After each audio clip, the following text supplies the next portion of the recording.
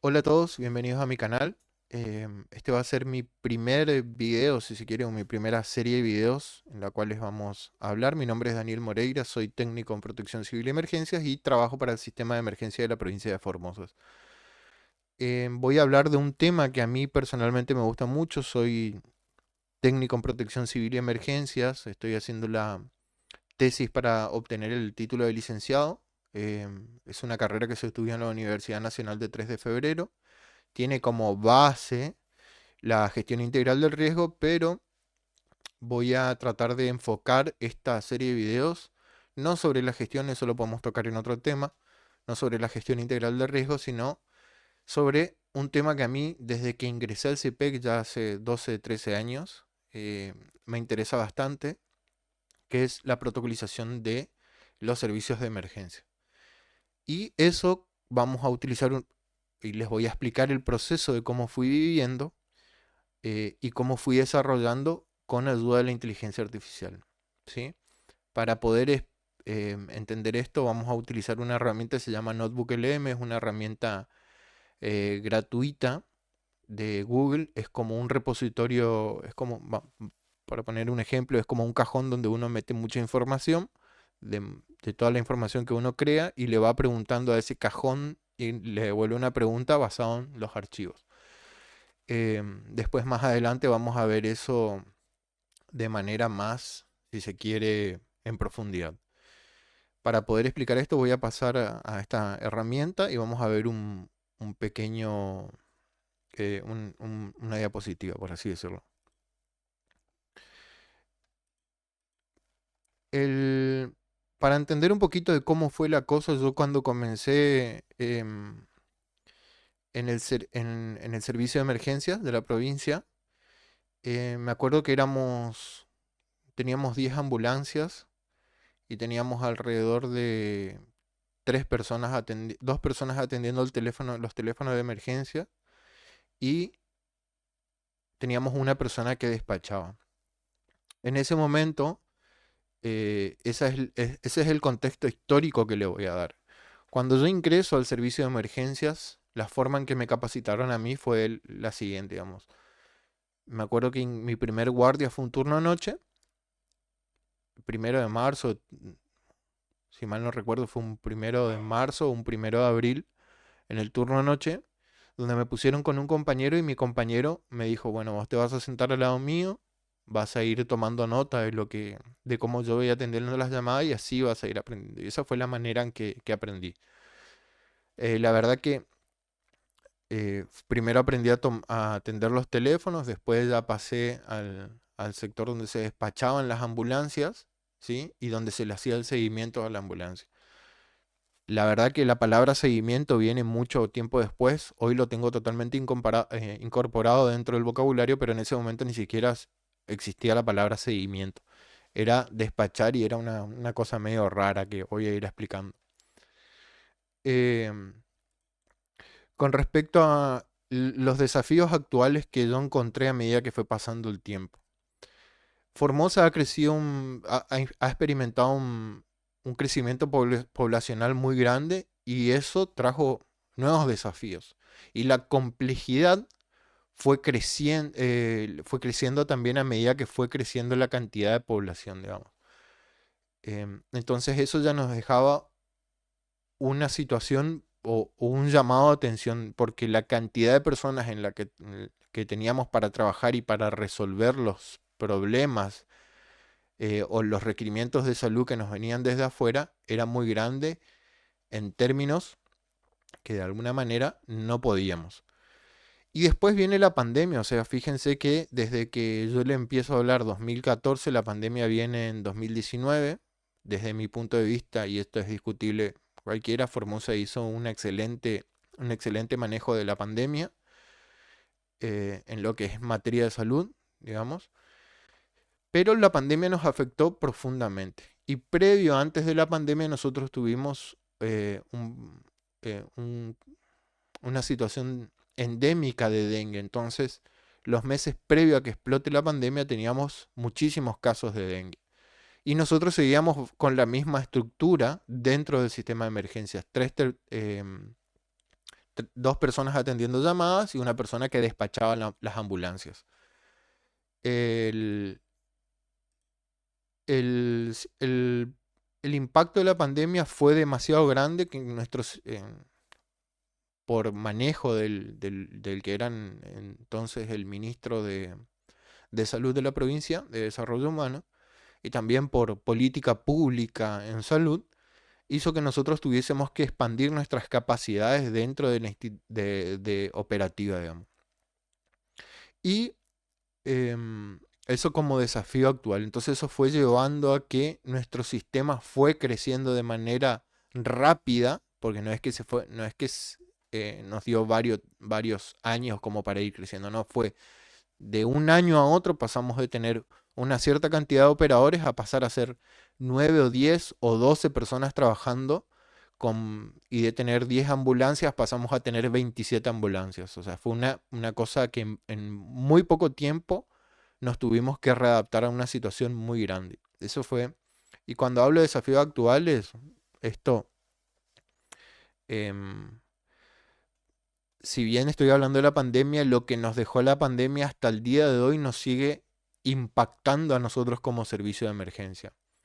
Y otra cosa, otro desafío actual que tiene la institución de alguna manera, y yo creo que esto debe ser de alguna manera igual a todas las instituciones de servicios de emergencias, eh, que había una necesidad de la descentralización de las tareas. Desgraciadamente, como éramos un servicio de emergencias, eran pocas las tareas, eran pocas las personas, y de alguna manera todos hacíamos un poco de todo. Pero llega un momento en que la tarea es tanta que no se puede, que una sola persona no se puede encargar de todo, absolutamente todo. En determinados momentos, cuando hacíamos guardia en los despachos, en el despacho de emergencia, una persona atendía el teléfono y a su vez estaba atendiendo la radio, entonces tenía que estar atendiendo el teléfono y estar despachando las ambulancias. Entonces, eso es por dar un ejemplo de la necesidad de la descentralización de las tareas. En el año 2022, más o menos, yo empiezo a cursar la carrera de la licenciatura en Protección Civil y Emergencias, que es a distancia, y yo ahí empiezo a aprender nuevas herramientas. Y a medida que fui compartiendo con compañeros de otras provincias, de otros servicios de emergencia, no solamente médicos, sino bomberos, etcétera, Policía Federal, Gendarmería, fui descubriendo que muchos tenían los mismos problemas, pero con diferentes nombres. Y muchos de ellos que los vamos a ir descubriendo, ¿no? Entonces, durante ese tiempo, no recuerdo en qué materia, yo tengo una profesora que me encanta, que si está viendo esto le mando un saludo, es la profesora Martica Rodríguez, que nos hizo hacer un trabajo, que era realizar un FODA. Ese FODA que yo hice, le pedí permiso de mi director y de alguna, mm, de manera, para no hacerlo institucional ni nada, le pedí permiso y le mandé el formulario a él lo compartió con el resto de la institución, pero nadie sabía que era yo haciendo eso.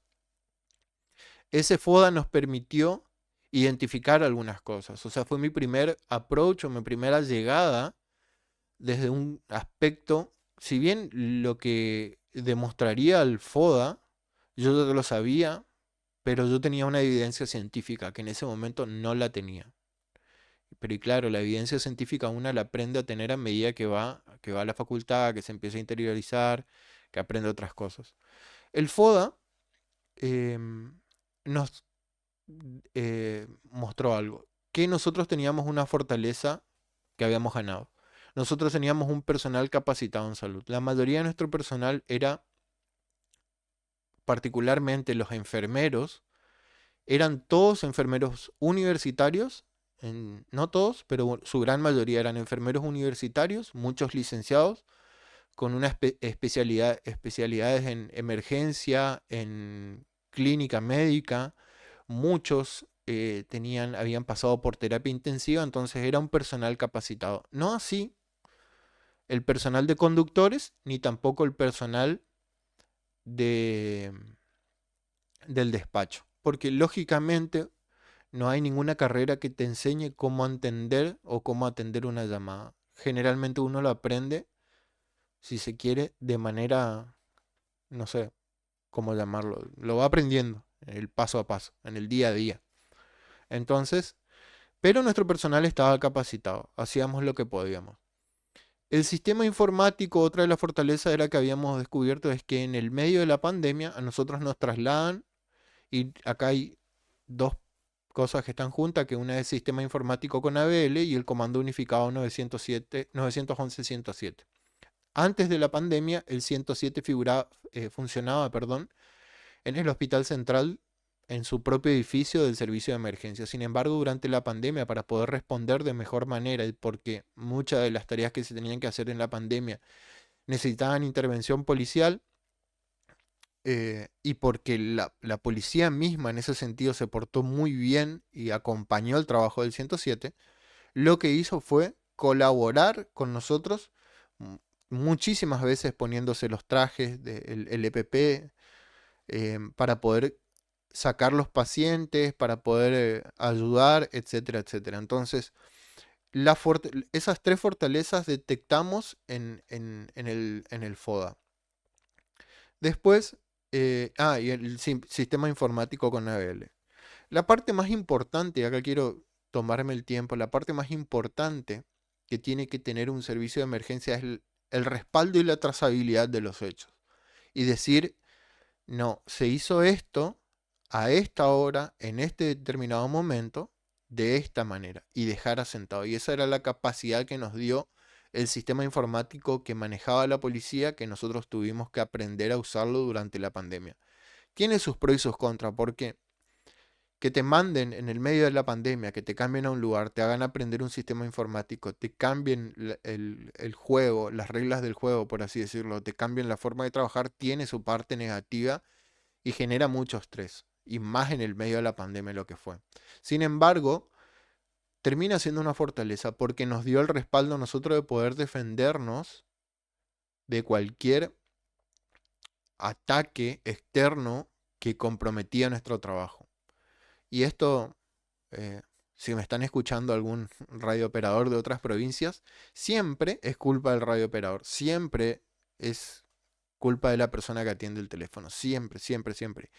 Y antes de este sistema informático nosotros no teníamos la posibilidad de defendernos y después de eso empezamos a detectar que no eran problemas de los operadores, que sí habían errores, sí, pero no eran como se creía que el 90% de los males eran de los radiooperadores. Y esto no es un problema que se da solamente en mi provincia, es un problema que generalmente se da en todos lados.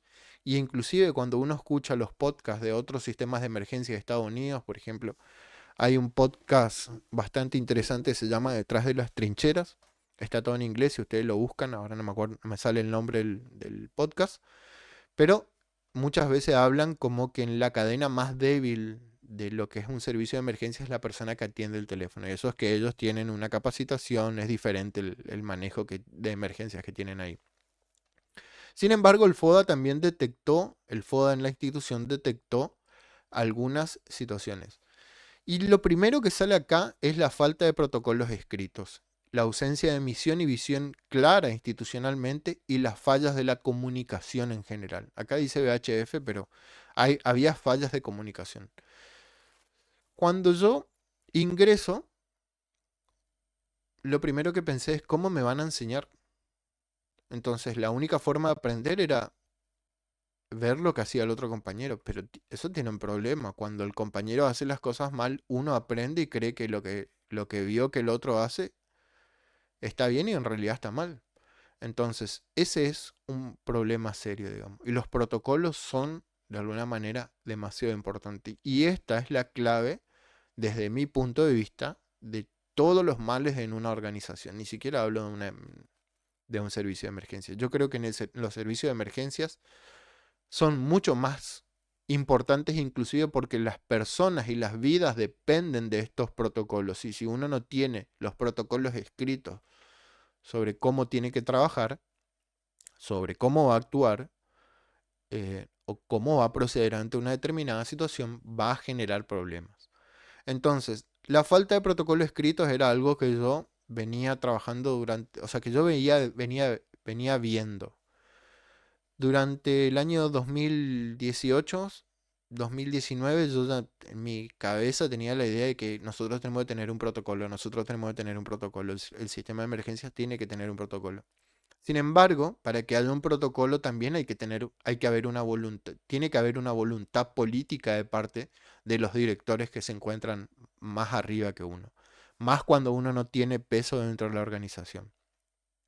Si ustedes quieren que la organización crezca, si su institución crezca, tienen que velar por los protocolos, porque es lo necesario. Cuando no existen los protocolos, hay problemas, ¿sí? Los protocolos son como un camino que nos van a decir, bueno, vayan por acá, no se salgan de acá, se pueden mover entre estas dos bandas, por así decirlo.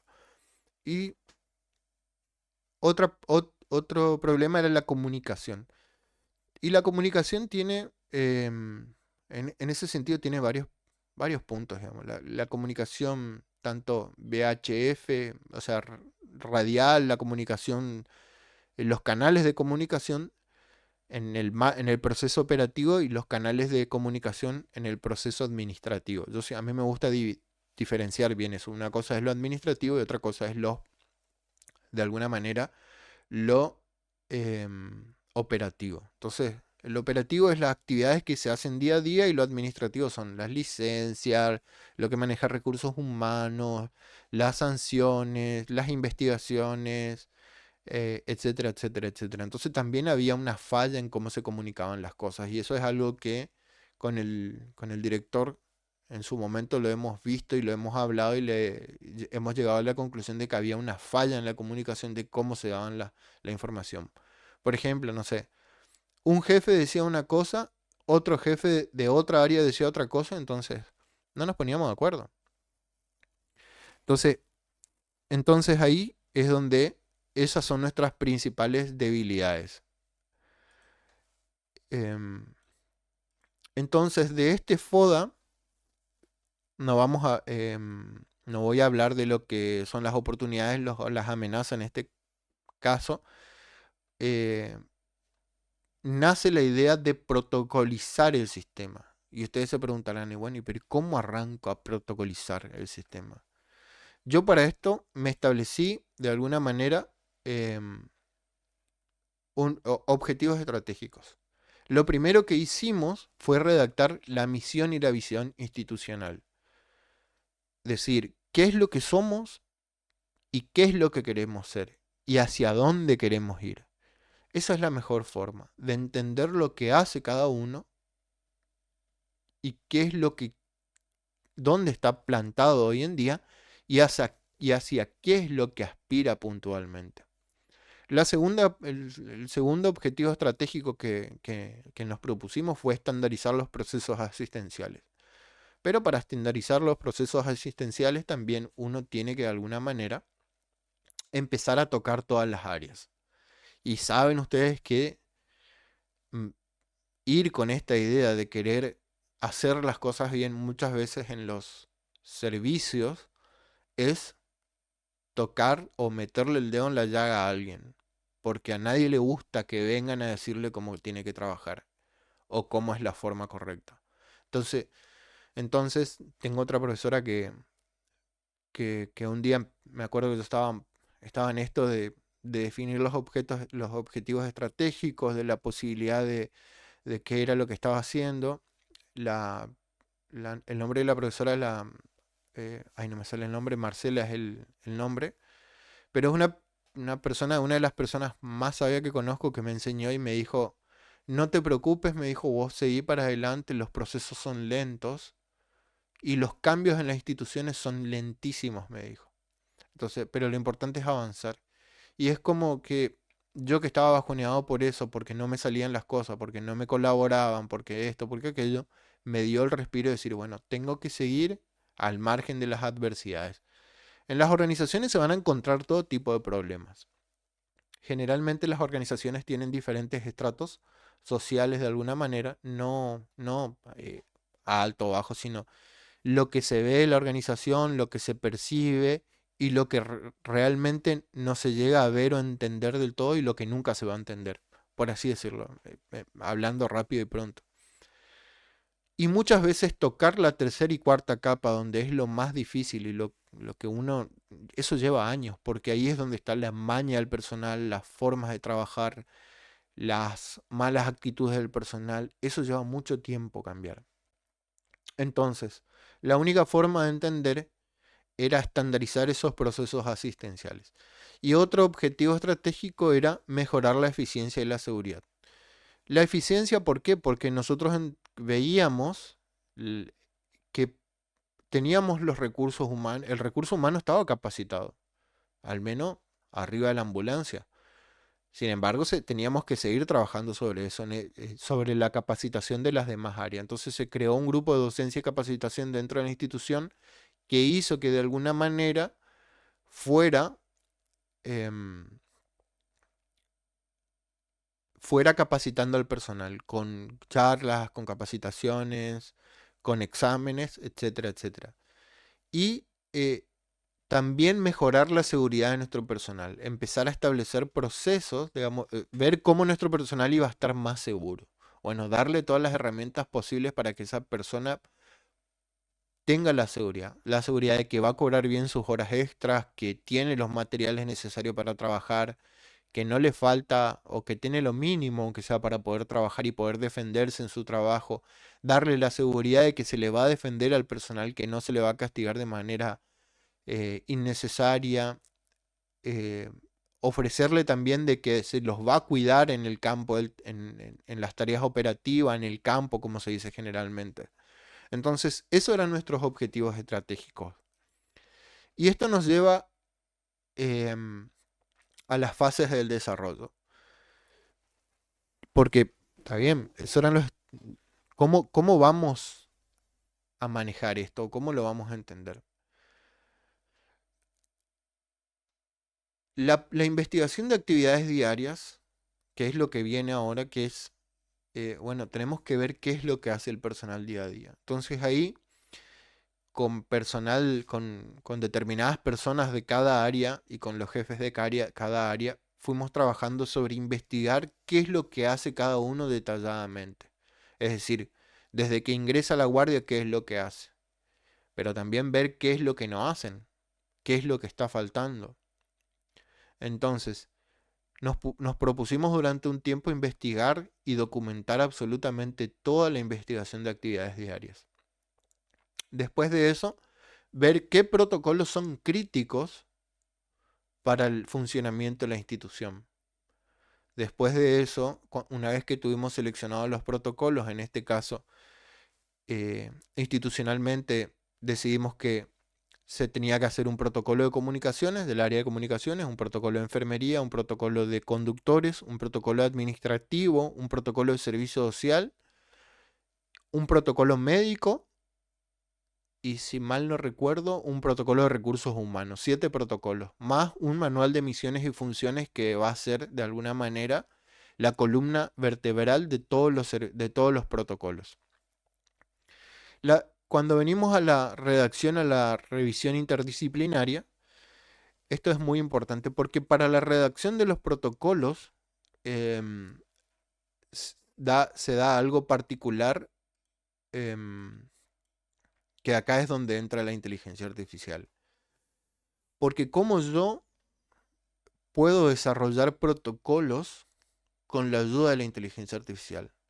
Y en esto no me voy a poner muy técnico, pero creo que la inteligencia artificial llegó para quedarse y no creo que vaya a salir de nuestras vidas nunca. Vino para quedarse y va a quedar ahí.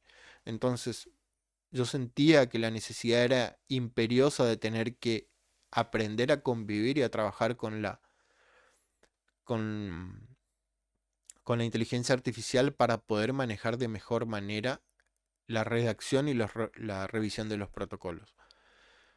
Para toda redacción es importante que darle las herramientas. Es decir, bueno, empezamos a buscar protocolos de otras provincias.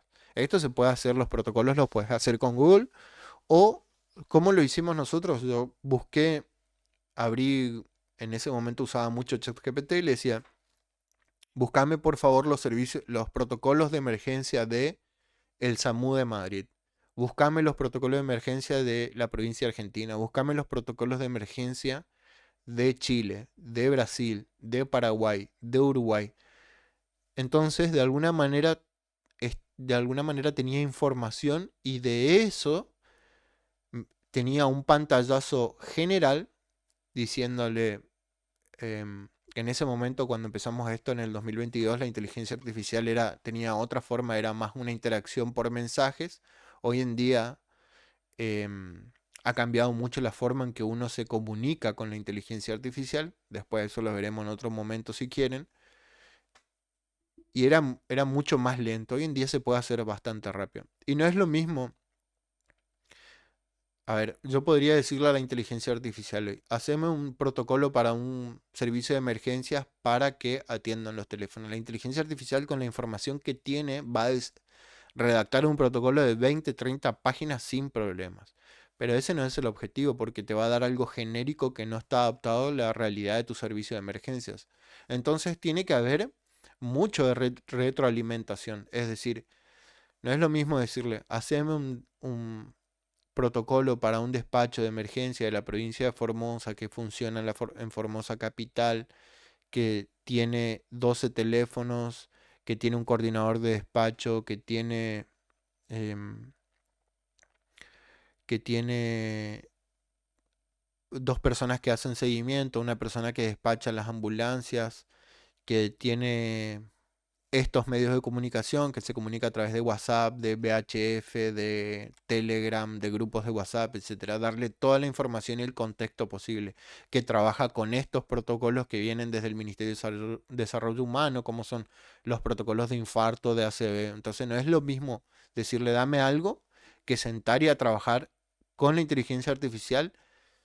Y lo que hace en todo caso la inteligencia artificial es redactar más rápido lo que uno es capaz de hacer. O sea, lo que uno es capaz de tener. Después de esto, ahora estamos en un proceso o sea, ya se publicaron y la difusión no es masiva porque está en un proceso de revisión en estos momentos por las diferentes áreas que tienen que ver si todo está de acuerdo, porque todo tiene que funcionar de la manera. Vamos a hablar también quiero hablarle de lo que son las herramientas de investigación y gestión. La recopilación de datos. ¿Cómo, y esto después, ustedes no se preocupen porque después esto se va a hablar de alguna manera en profundidad de cada parte de lo que estamos hablando. La recopilación de datos, perdón. Las encuestas online. Esta fue nuestra herramienta más importante durante mucho tiempo. Las encuestas que hacíamos a través de la plataforma de Google Forms. Muchos los conocerán y era nuestra forma de obtener la información. Hasta que en el año 2025 hicimos un FODA generalizado, si mal no recuerdo fue 2025 o 2024, estoy un poco perdido, donde hicimos un FODA presencial donde participó la gran mayoría de la institución y eso permitió de alguna manera que podamos reafirmar los datos que ya veníamos manejando. Es decir, encontramos también nuevas nuevas fortalezas, oportunidades, debilidades y amenazas. Eh, También en esto de la recopilación de datos también hubo un análisis de riesgos operacionales, es decir, qué es lo que nos pone en riesgo a nosotros como institución. Y también empezamos a ver las estadísticas del sistema integrado provincial, perdón, del sistema integrado que yo les había comentado que nos pasaron, que teníamos acceso a través de la plataforma que nos había dado la policía. Esas estadísticas de alguna manera nos pudieron brindar cierta información y comprender mejor qué tipo de trabajo hacíamos. ¿Hacíamos más accidentes de tránsito? ¿Hacíamos más ACV? Perdón, atendíamos más pacientes en código rojo como ACV, infarto. Entonces, las estadísticas nos dieron de alguna manera el pantallazo completo de cuál era nuestro trabajo en términos numéricos. Por otro lado, el soporte digital como herramienta. Y acá voy a hablar de algunas cositas. Nuestra provincia tiene Bueno, acá software gestión dice Trello, no sé por qué lo puso Trello, pero en realidad la gestión de lo que fue la investigación y la redacción de los protocolos de emergencia se hizo todo a través de, de,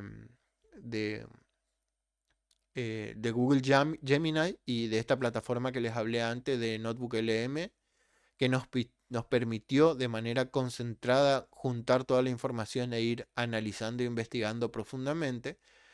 También se utilizó el soporte digital de los canales oficiales de WhatsApp del CIPEC, donde se sacó mucha información que se iba pasando en los grupos día a día durante un año, 2 años. Entonces, por dar un ejemplo, se descargó todas las conversaciones que se dieron en los grupos operativos durante los últimos 5 o 6 años, 5 años tal vez, y esa información fue trasladada en un archivo pequeñito, minúsculo, que la inteligencia artificial detectó cuáles eran las cosas o los tópicos más importantes que eran repetitivos, no sé. La limpieza del móvil, por dar un ejemplo, la limpieza del móvil, que el operador no le brindaba bien la información, que esto, que aquello. Y la plataforma SIS y SIGO, que bueno, de alguna manera son las plataformas propias del sistema de emergencia, del sistema del Ministerio de Desarrollo Humano.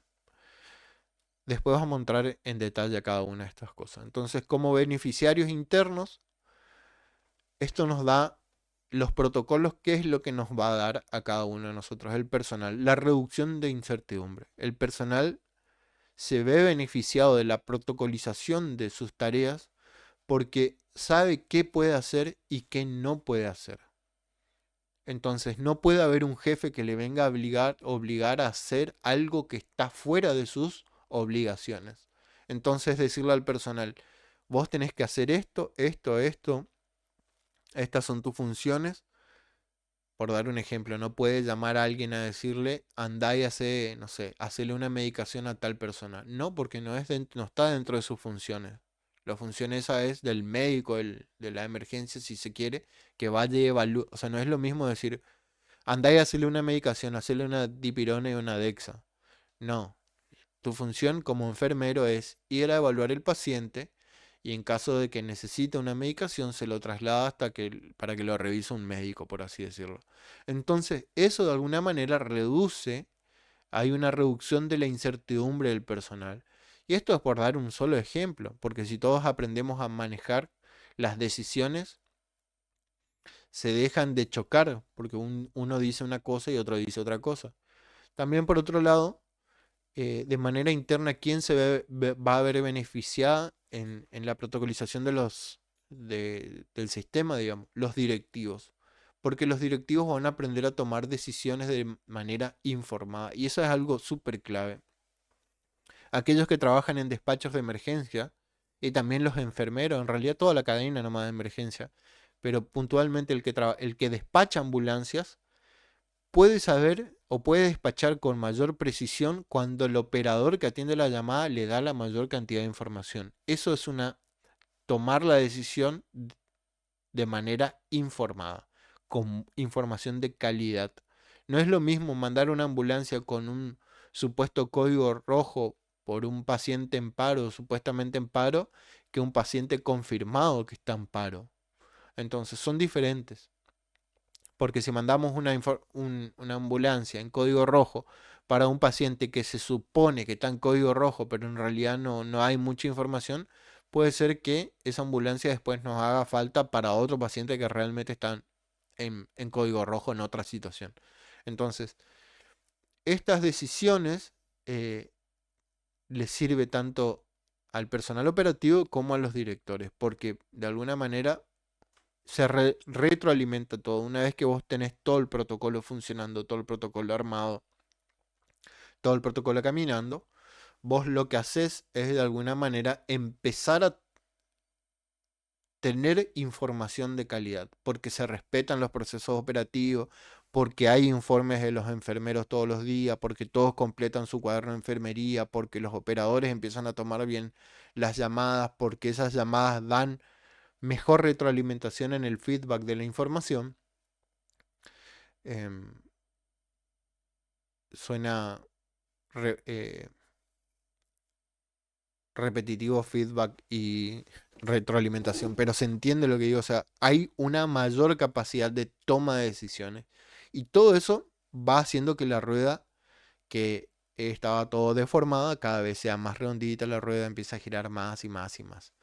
Y por supuesto los beneficiarios externos son los pacientes que reciben una atención de mayor calidad. Eso va a hacer que de alguna manera los tiempos de respuesta bajen, los tiempos de recuperación bajen, y nosotros podemos dar fe, yo les puedo dar fe, que antes de la implementación de, por ejemplo, el código de infarto en la provincia de Formosa, nosotros íbamos, buscábamos un paciente, tal vez la tensión era deficiente, hasta que el paciente iba al hospital, lo veía un médico y pasaba el tiempo de ventana de manera absurda y un montón, digamos. O sea, ese paciente prácticamente se volvía irrecuperable en muchos casos.